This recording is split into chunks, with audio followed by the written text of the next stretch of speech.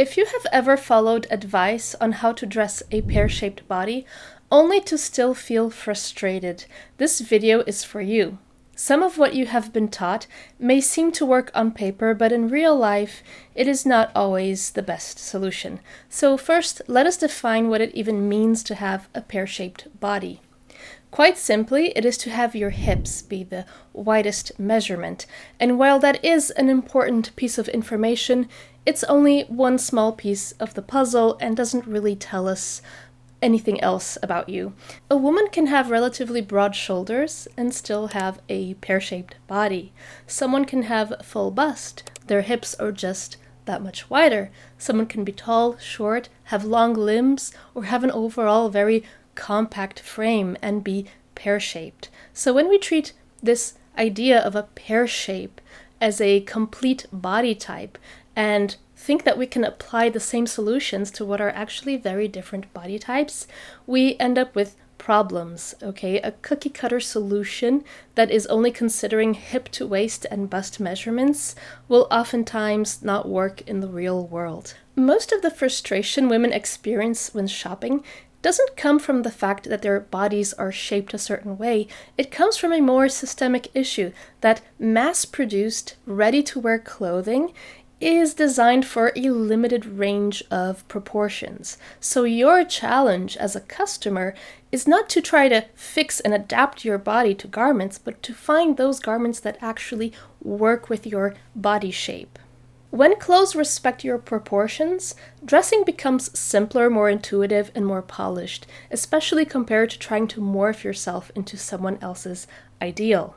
So the real question is not, how do I fix my body?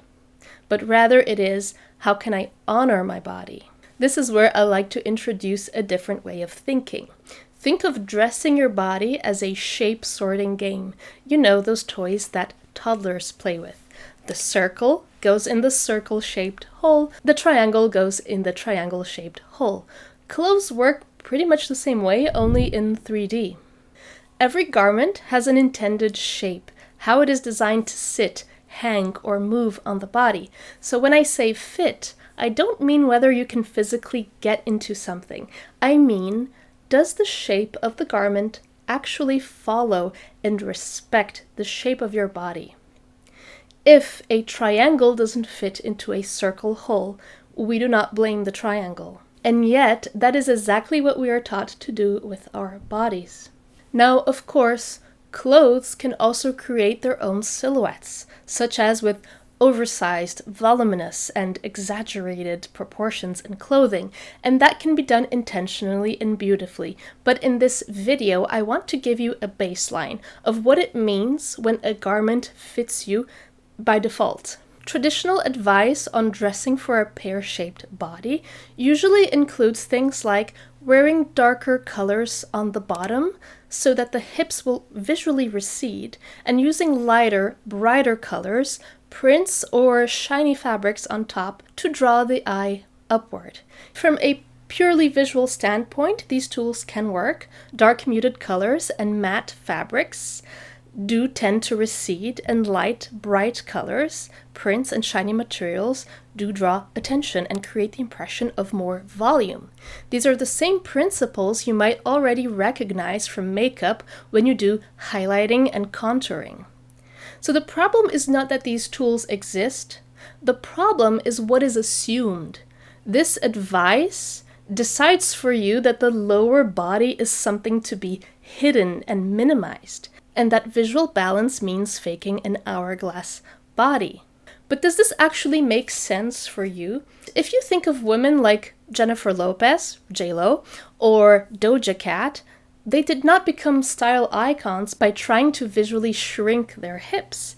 They became icons by owning their proportions. So if you enjoy using these tools to shift emphasis from a certain part of your body to another, that is absolutely valid, but you can absolutely wear brighter colors as your bottom piece if that feels good to you.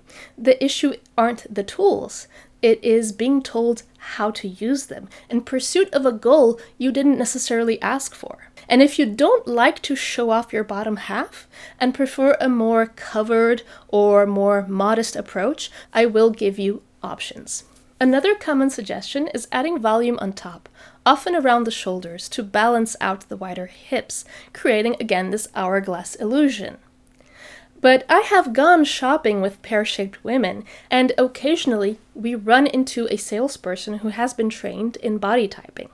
And so what they'll do is suggest garments that place more visual emphasis on the shoulders. And if you enjoy doing this, I'm not here to take that away from you. We have the option, again, to let our garments create the silhouette for us, even when that deviates a bit from our own natural shape. But I have seen this backfire.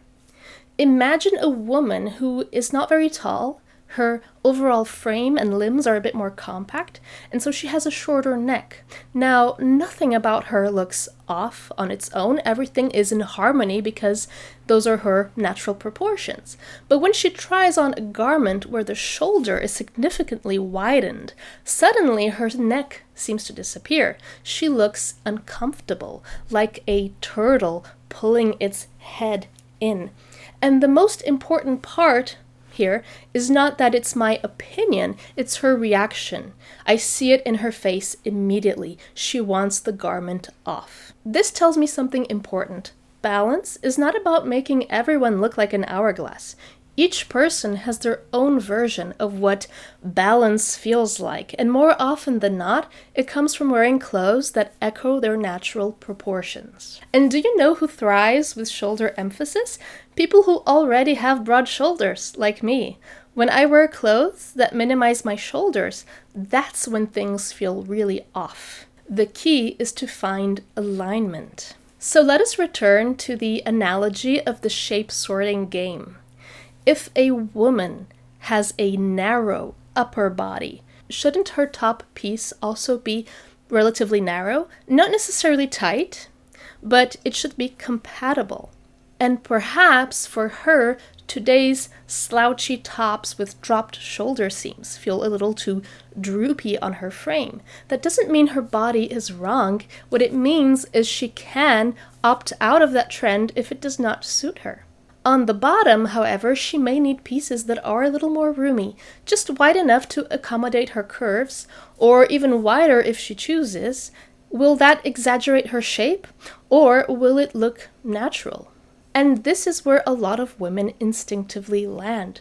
A more fitted top with a more roomy bottom, like wide-legged trousers, a full or rounded skirt, not because the system told them to, but because it feels right.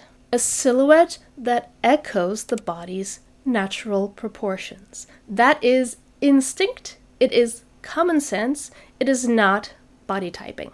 And if you prefer more coverage, this is a great option. A bottom piece that has more volume can draw attention away from your body for those situations when you prefer something a little more modest. And when you do want something more fitted, of course, that option is always there.